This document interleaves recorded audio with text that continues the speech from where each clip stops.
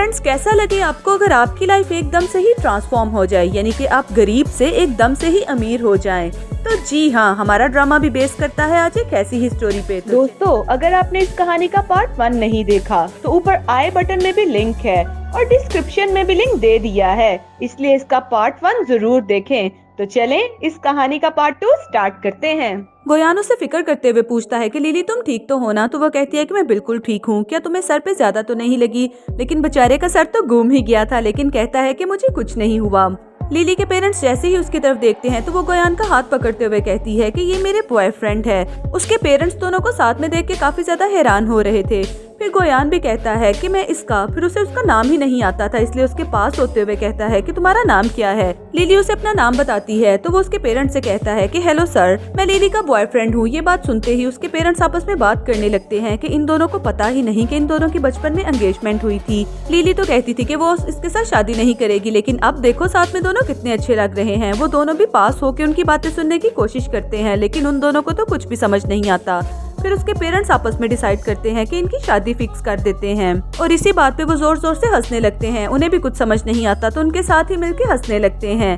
फिर next scene में हमें उन चारों को दिखाया जाता है। उसके पेरेंट्स कहते हैं कि हम चाहते हैं तुम गोयान के साथ शादी कर लो। तो लिली कहती है कि ये तो सिर्फ मेरा अच्छा बॉयफ्रेंड है, आप कहाँ पहुँच गए? फिर लिली के फादर उसे कहते हैं कि गोयान, हम तुम्हारे पेरेंट्स से मिलना चाहते हैं ताकि तुम्हारी शादी की बात पक्की की जा सके। गोयान और लिली तो बुरी तरह से कंफ्यूज हो जाते हैं कि हम कहाँ पर फंस गए। फिर नेक्स्ट सीन में वो दोनों वॉक करने के लिए बाहर आ जाते हैं तो लिली उसे सॉरी करती है। उसे कहती है कि I'm so sorry, मेरी वजह से तुम बुरी तरह से फंस गए। लेकिन गोयान कहता है कि इसका मेरे पास बस एक ही हल है। सबसे पहले तुम्हें मेरे पेरेंट्स को रिफ्यूज करना होगा। तुम उनके सामने कुछ ऐसा करना कि वो खुद ही इस रिश्ते से इनकार कर दें। लिली भी उसके साथ डील डन कर देती है। दूसरी तरफ लिली के पेरेंट्स भी साथ में बैठे हुए बात कर रहे थे कि जैसे ही इन दोनों की सेटलमेंट हो जाती है, मैं गोयान के पेरेंट्स से बात कर लूंगी ताकि हम रिश्ते को बकायदा तौर पे पक्का कर सकें। तो उसके फादर भी कहते हैं कि गोयान एक बहुत ही अच्छा दामाद साबित हो सकता है, मुझे तो वो लड़का बहुत ही ज्यादा पसंद है। फिर नेक्स्ट सीन में हम गोयान और लिली को देखते हैं। गोयान उसे अपने पेरेंट्स से मिलवाने के लिए एक होटल में लेके आता है। वो लिली से कहता है कि तुम जाके टेबल पे बैठो, मैं अभी थोड़ी देर में आता हूँ। लिली डाइनिंग हॉल की तरफ चली जाती है, जहाँ पर थोड़ी ही देर बाद एक लड़का आ जाता है। वो उसे कहता है कि तुम हो गोयान की गर्लफ्रेंड। लिली शेक हैंड करने के लिए अपना हाथ आगे करती है, लेकिन वो काफी प्राउडली उसके पास से ही गुजर जाता है और वो मोटू सा आके चेयर पे बैठ जाता है और उसे कहता है कि देखने में तो तुम बस ठीक ही लग रही हो, मुझे तो नहीं लगता कि तुम्हारा और गोयान का कोई मैच बनता है। ऐसा करो कि अपनी बात खत्म करो, यहाँ से चलती बनो। लिली उसे कहती है लेकिन मुझे तो लगता है कि मेरा और गोयान का परफेक्ट मैच है और वैसे भी मेरे और गोयान के दरमियान में ऑलरेडी ये बात हो चुकी है और हम दोनों आपस में शादी करना चाहते हैं। वो उसे कहता है कि गोयान मेरा बड़ा भाई है और मैं उसका छोटा भाई हूँ और तुम्हारी जैसी भाभी को मैं बिल्कुल भी एक्सेप्ट नहीं करूंगा। देखो तुमने तो कपड़े भी छोटे पहने हैं, इसका मतलब ये है कि तुम एक पुअर फैमिली से बिलोंग करती हो और ना ही तुम्हारा कोई फैमिली बैकग्राउंड है। तुम हमारी फैमिली में बिल्कुल भी फिट नहीं होगी। लिली उसे देखते हुए स्माइल करती है और अपने दिल में सोचती है कि पता नहीं हर कोई मुझे इतना गरीब क्यों समझता है, हालांकि मैं इतनी भी बुरी नहीं हूँ। वैसे भी जब इसे पता चलेगा ये तो हैरान ही रह जाएगा। तभी गोयान भी वहाँ से आ जाता है और उसे देखते ही कहता है कि अंकल आप यहाँ पर क्या कर रहे हैं? वो कहता है कि तुम्हारी गर्लफ्रेंड के साथ बस थोड़ी बात कर रहा था, मुझे तो ये एक आंख भी अच्छी नहीं लगी। और लिली भी गोयान से कहती है कि तुम्हारे अंकल मुझे तुमसे ब्रेकअप करने के लिए कह रहे थे। तो गोयान की बात सुन के काफी हैरान होता है और अपने अंकल से कहता है कि आपने लिली से ऐसा क्यों कहा? तो वो कहता है कि तुम्हारी गर्लफ्रेंड भी कह रही थी कि वो तुम्हें घर दामाद बनाना चाहती है, भला तुम इतनी अमीर फैमिली से गरीब फैमिली में जाके कैसे रहोगे? गोयान कहता है कि क्या सच में तुमने ऐसा कहा? तो लिली कहती है कि हाँ मैंने ऐसा ही कहा, क्योंकि देखो ना मैं अपने पेरेंट्स की इकलौती बेटी हूँ, इसलिए मैं उन्हें नहीं छोड़ सकती, तुम्हें मेरे साथ ही रहना होगा। उसका अंकल उसे कहता है कि देखो ये लड़की तो बहुत ही ज्यादा बदतमीज है, ऐसे करो इसे अभी के अभी इसके साथ ब्रेकअप करके इसे वापस भेज दो। मैं तुमसे प्रॉमिस करता हूँ कि इससे भी प्यारी लड़की मैं तुम्हारे लिए ढूंढ के लेके आऊंगा। तो लिली कहती है कि वो लड़की प्यारी तो होगी, लेकिन उसे आपकी कंपनी के बारे में कुछ भी नहीं पता होगा और ना ही आपकी पर्सनल बातें। ये बात सुनते ही वो थोड़ा कंफ्यूज हो जाता है तो लिली भी अपनी मोबाइल से उसकी रिकॉर्डिंग सुना देती है। तो यहाँ पर हमें भी पता चलता है कि लिली तो पूरी प्लानिंग के साथ आई थी। गोयान भी उस पर गुस्सा करते हुए कहता है कि अब मुझे पता चला मेरे फादर हमेशा से तुम्हें क्यों पसंद नहीं करते थे। फिर वो गुस्से में लिली के ऊपर पानी गिराने लगता है तो लिली कहती है कि वेट करो, तुम्हें लगता होगा कि मेरा ड्रेस बहुत सस्ता है, ये बहुत ही एक्सपेंसिव ड्रेस है, ऐसे ही तुम्हें लेने के देने ना पड़ जाएं। तभी लिली के फादर गोयान के फादर के साथ वहाँ पर आ जाते हैं। वो दोनों उन्हें देख के काफी हैरान होते हैं। फिर गोयान के फादर अपने भाई से कहते हैं कि तुम्हें यहाँ पर आने के लिए किसने बोला, जल्दी से यहाँ से गायब हो जाओ। तो वो भी अपना सर नीचे झुका के वहाँ से चला जाता है। फिर गोयान के फादर उसे बताते हैं कि तुम्हें पता है लिली कौन है, ये वो लड़की है जिसके साथ बचपन में तुम्हारी एंगेजमेंट तय हुई थी। ये बात सुनते ही गोयान और लिली के तो रंग ही उड़ जाते हैं और वो हैरान रह जाते हैं।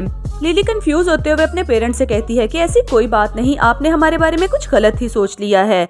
लेकिन उसके फादर उसे कहते हैं कि हमें पता है कि अभी तुम दोनों को साथ में थोड़ा टाइम गुजारना है, इसीलिए हम लोगों ने डिसाइड किया है कि तुम हमारी कंपनी ज्वाइन करो ताकि तुम्हें बिजनेस के बारे में भी कुछ समझ आ सके और इन सारे मामलात में गोयान तुम्हारी काफी ज्यादा हेल्प करने वाला है। तो फाइनली लिली को भी अपने पेरेंट्स की बात मानना ही पड़ती है। नेक्स्ट सीन में लिली भागते भागते अपने ऑफिस पहुंचती है और एज यूजुअल वो लेट हो चुकी थी, इसीलिए वो अपने रफ एंड टफ हुलिये में थी। लेकिन जैसे ही वो लिफ्ट में खड़ी होती है तो एक लड़की रिया उसे धक्का देके बाहर कर देती है। वो उसे कहती है कि क्लीनर इस लिफ्ट में नहीं जा सकते, अगर तुम्हें इतना ही जल्दी जाने का शौक है तो स्टेयर्स का यूज करो। लिली को बहुत गुस्सा आता है लेकिन वो चुपचाप लिफ्ट के बाहर खड़ी हो जाती है। दूसरी तरफ हमें एम्प्लॉयज को दिखाया जाता है जिन्हें पता चल चुका था कि आज मिस्टर लू की बेटी हमारी कंपनी को ज्वाइन करने के लिए आने वाली है, लेकिन अभी इस बारे में किसी को पता नहीं क्योंकि वो चाहते हैं कि वो सीक्रेटली अपनी इंटर्नशिप कंप्लीट करें। तभी रिया वहाँ पर आ जाती है और उन दोनों को अपना इंट्रोडक्शन करवाते हुए कहती है कि मेरा नाम रिया है और मैं यहाँ पर इंटर्नशिप करने के लिए आई हूँ। और वो दोनों पागल ये समझ बैठते हैं कि यही मिस लिली हैं जो कि मिस्टर लू की बेटी हैं, इसीलिए वो तो उसको बहुत ज्यादा प्रोटोकॉल देने लगते हैं। रिया भी सोचती है कि लगता है इन दोनों को कोई मिसअंडरस्टैंडिंग हुई है, चलो अगर ऐसा है तो फिर ऐसा ही सही, इसीलिए वो भी एक्टिंग करते हुए कहती है मुझे अच्छा लगा आप लोग अपने बॉस का इतने अच्छे से वेलकम करते हैं। तभी लिली भी भागते हुए आती है और कहती है कि आई एम सो सॉरी, मुझे आने में थोड़ी देर हो गई, मैं यहाँ इंटर्नशिप के लिए आई हूँ। वो लड़के उसे कहते हैं कि जॉब के पहले दिन ही तुम लेट हो गई हो, इसका मतलब ये कि तुम्हें 200 युआन फाइन पे करना पड़ेगा। तो लिली कहती है कि फाइन मुझे नहीं बल्कि इस लड़की को पे करना चाहिए क्योंकि इसने मुझे खुद ही लिफ्ट से धक्का दे दिया था। वो लड़के कहते हैं कि तुम हमारी बॉस के साथ किस तरह से बात कर रही हो, तुम्हें तमीज नहीं कि सीनियर्स के साथ कैसे बात करते हैं। लिली ये देख के काफी हैरान होती है और उसे कहती है कि यहाँ की बॉस की बेटी यानी कि मिस्टर लू की बेटी। तो रिया उसे कहती है कि हाँ मैं हूँ, तो तुम्हें इस बात से क्या प्रॉब्लम है। लिली अपने दिल में कहती है कि मुझे प्रॉब्लम तो कोई भी नहीं, लेकिन जो तुमने पर्स पहना हुआ है मुझे तो लगता है कि ये भी किसी खैरात से तुमने लिया है। वो कहती है कि एक बहुत बड़े ब्रांड से है, तुम तो वो ब्रांड कभी देख भी नहीं सकती और उसे अफोर्ड भी नहीं कर सकती। तभी उसे फ्लैशबैक में याद आता है कि उसकी मदर ने उसके लिए काफी ज्यादा ब्रांडेड चीजें मंगवाई थी। तो लिली कहती है कि मैं ये चीजें नहीं यूज करती। तो उसकी मदर कहती है कि इन चीजों को फेंक दो, लेकिन लिली कहती है कि माँ हम इन्हें कम कीमत पे सेल करेंगे ताकि हर लड़की इसे यूज कर सके। लिली उसे कहती है कि मुझे लगता है तुमने 2 दिन पहले ही ये बैग खरीदा है। वो सामने खड़े हुए लड़के कहते हैं कि हमें साफ नजर आ रहा है कि तुम हमारी मैम से जेलस फील कर रही हो, इसीलिए तुम बात को बढ़ाए चली जा रही हो। वो उसे कहते हैं कि यहाँ से निकलो, हम तुम्हें अभी के अभी अपने ऑफिस में से बाहर निकालते हैं। लिली कहती है कि एक दफा फिर से सोच लो, तुम लोग मुझे ऑफिस में से बाहर नहीं निकाल सकते। लेकिन एक लड़का तो आगे बढ़ के उसे धक्का ही दे देता है और कहता है कि यहाँ से दफा हो जाओ। तभी गोयान आता है और उसे पकड़ लेता है। वो दोनों लड़के गोयान को भी नहीं जानते थे, इसीलिए वो उसे भी देखते हुए कहते हैं कि अच्छा, यानी कि गरीब लड़की को बचाने के लिए अब एक गरीब लड़का आ गया है। लिली कहती है कि मैं तुम लोगों को वार्न कर रही हूँ, बोलने से पहले थोड़ा सा सोच लो क्योंकि तुम लोगों को पता नहीं कि मिस्टर लू की रियल बेटी मैं ही हूँ। ये बात सुनते ही वो तीनों हंसने लगते हैं। तो रिया उसे कहती है कि अभी भी तुम्हारे पास लास्ट चांस है, अगर तुम मुझसे माफी मांग लो तो मैं अपने मैनेजर से रिक्वेस्ट करूंगी कि तुम्हें वापस से जॉब पे रख लें। लिली कहती है कि इन्हें निकालना तो पॉसिबल नहीं, लेकिन हाँ इन्हें जॉब से निकालना जरूर पॉसिबल है। ये कह के वो अपना मोबाइल निकाल के किसी को मैसेज करती है। वो दोनों लड़के फिर से हंसने लगते हैं कि हम तुम्हें जॉब से निकाल रहे हैं और तुम हमें जॉब से निकालने की बातें कर रही हो, लगता है कि तुमने अपनी सेंसेस ही खो दी हैं। तभी मिस्टर लू वहाँ पर आ जाते हैं और कहते हैं कि मेरी बेटी को कौन तंग कर रहा है। वो दोनों लड़के कहते हैं कि ये लड़की आपकी बेटी रिया लियान को तंग कर रही है, इसीलिए इस लड़की को कंपनी में नहीं रहना चाहिए। तो मिस्टर लू कहते हैं कि हाँ तुमने बिल्कुल सही कहा। फिर लिली भी कहती है कि जो लोग दूसरों को तंग करें उन्हें कंपनी में वाकई ही नहीं रहना चाहिए। फिर वो उन दोनों लड़कों को बताते हैं कि मेरी बेटी रिया नहीं बल्कि लिली है। ये बात सुनते ही लिली भी कहने लगती है कि मैंने तो इन्हें ऐसा कुछ कहा ही नहीं, बल्कि ये दोनों खुद ही मुझे मिस्टर लू की बेटी समझ रहे थे। तभी वो दोनों लड़के कहने लगते हैं कि प्लीज हमें माफ कर दें। वो लिली के पास आके भी उससे सॉरी करते हैं, लेकिन उसके फादर कहते हैं कि जैसा मेरी बेटी कहेगी वैसा ही होगा। उसके बाद उसके फादर लू वहाँ से चले जाते हैं। फिर लिली कहती है कि जो लोग कंपनी में लोगों की रिस्पेक्ट नहीं कर सकते, मैं उन लोगों को अपनी कंपनी में नहीं रखूंगी। फिर वो तीनों को बाहर जाने का बोल देती है। इधर गोयान उसे कहता है कि मुझे तो पता ही नहीं था कि मेरी गर्लफ्रेंड इतने अच्छे से मैटर्स को हैंडल कर सकती है। तो वो भी उसे छेड़ते हुए कहती है कि अभी तो तुमने मेरी क्वालिटीज को देखा ही कहाँ है। नेक्स्ट सीन में लिली अपने ऑफिस में काम कर रही थी, तभी उसकी एक एम्प्लॉय उसके लिए चाय लेके आती है और उसे कहती है कि मुझे आपसे एक जरूरी बात करनी है। तभी बाहर से कोई शोर मचाते हुए उसे बाहर बुला रहा था। वो लड़की भागते हुए बाहर जाती है और लिली भी उसके पीछे जाती है। तभी यहाँ पर हमें दिखाया जाता है कि उस एम्प्लॉय लड़की को कोई लड़का बुरी तरह से मार रहा था और उससे पैसे मांग रहा था। गोयान भी वहाँ पर चला जाता है और उस लड़के को मार के पीछे करता है। फिर लिली उस लड़की को पकड़ती है और उसे साइड पे ले आती है। लिली अपनी एम्प्लॉय से पूछती है कि मुझे बताओ क्या बात है। तो उसकी एम्प्लॉय उसे बताती है कि ये लड़का मेरा हस्बैंड है और ये जब भी नशा करता है ये मुझे बहुत ज्यादा मारता है और मुझसे पैसे मांगता है। तो लिली कहती है कि तुम उससे डाइवोर्स क्यों नहीं ले लेती, चलो हम पुलिस को जाके बताते हैं। लेकिन वो उसे स्टॉप करती है और कहती है कि मैं जब भी पुलिस को बताती हूँ वो मुझे और ज्यादा मारता है और मैं उससे डाइवोर्स इसलिए नहीं ले रही क्योंकि मेरी माँ कहती है कि एक शादीशुदा लड़की को अपने घर पर ही रहना चाहिए। तो लिली उसे कहती है कि सीरियसली आजकल के दौर में भी ऐसे लोग होते हैं जो डाइवोर्स लेने से मना करते हैं। डाइवोर्स लेना तुम्हारा हक है, इसलिए तुम्हें डाइवोर्स लेनी चाहिए। फिर वो रोते हुए से कह रही थी कि प्लीज तुम मेरी हेल्प करो, मुझे उस लड़के से डाइवोर्स चाहिए लेकिन मेरे पास रहने के लिए कोई घर नहीं। तभी गोयान भी उसके लिए कॉफी ले आता है और लिली कहती है कि तुम परेशान ना हो, मैं तुम्हारी पूरी हेल्प करूंगी। गोयान लिली की तरफ देखते हुए स्माइल कर रहा था कि ये लड़की कितनी ज्यादा हेल्पफुल है। नेक्स्ट सीन में हमें उस एम्प्लॉय का घर दिखाया जाता है जहाँ पर उसका हस्बैंड और उसकी माँ बैठे हुए उसे काफी ज्यादा बातें सुनाए जा रहे थे और उसके साथ में लिली भी बैठी हुई थी। वो लड़का कहता है कि तुम्हारे माँ बाप ने मुझसे पैसे लिए थे ताकि मैं तुमसे शादी करूं और मैं इतने सालों तक तुम्हारे पेरेंट्स का खर्चा उठाता रहा हूँ। जब तक तुम मुझे वो सारे पैसे वापस नहीं कर देती मैं तुम्हें डाइवोर्स नहीं दूंगा। लिली कहती है कि उसने जितनी देर भी जॉब की है उसने अपनी सारी सैलरीज तुम्हें दी हैं ताकि वो अपना कर्ज उतार सके, लेकिन उसके बावजूद भी तुम उसकी जान नहीं छोड़ते बल्कि उल्टा उसे मारते पीटते भी हो। तुम्हें उसे डाइवोर्स देना ही होगी। लेकिन वो लड़का तो उसे डाइवोर्स देने के लिए एग्री ही नहीं था। तभी गोयान भी वहाँ पर आ जाता है और उन्हें एक पेपर देते हुए कहता है कि इस एग्रीमेंट के मुताबिक ये अपने सारे पैसे पे कर चुकी है, इसलिए अब उसे तुम्हें डाइवोर्स देना ही होगी। लेकिन वो लड़का कहता है कि अभी भी इसके काफी ज्यादा पैसे रहते हैं। फिर गोयान 2 गुंडों को बुला लेता है जो उनकी अच्छी खासी धुलाई कर देते हैं। तो यहाँ पर ही सीन चेंज हो जाता है। उसकी माँ बैठी हुई सफाई कर रही थी और उसका हस्बैंड भी, तो वो पास मजे से बैठी हुई थी। वो लड़का कहता है कि प्लीज मुझे डाइवोर्स दे दो। तो लड़की कहती है कि अब तो मैं तुम्हें बिल्कुल भी डाइवोर्स नहीं दूंगी, वैसे भी मैंने तो तुम्हारे काफी पैसे देने हैं। लेकिन वो लड़का कहता है कि नहीं नहीं, तुमने सारे पैसे दे दिए। लेकिन वो लड़की कहती है कि अभी तो और भी रहते हैं। वो कहता है कि मुझे कुछ नहीं चाहिए, बस डाइवोर्स दे दो। तो वो कहती है ठीक है, फिर एग्रीमेंट के ऊपर साइन कर दो कि जितने भी पैसे तुमने एक्स्ट्रा लिए हैं यानी कि 5 मिलियन वो मुझे पे बैक कर दो। तो वो खड़ा होकर रोने लगता है क्योंकि ना तो उसके पास पैसे थे और ना अब वो उसे डाइवोर्स देने वाली थी। नेक्स्ट सीन में हमें इस एम्प्लॉय को दिखाया जाता है जो अपनी कंपनी में काफी खुशी खुशी मूव कर रही थी। फिर लिली आके उसे कहती है कि तुम आज से मेरी असिस्टेंट सेक्रेटरी बनोगी।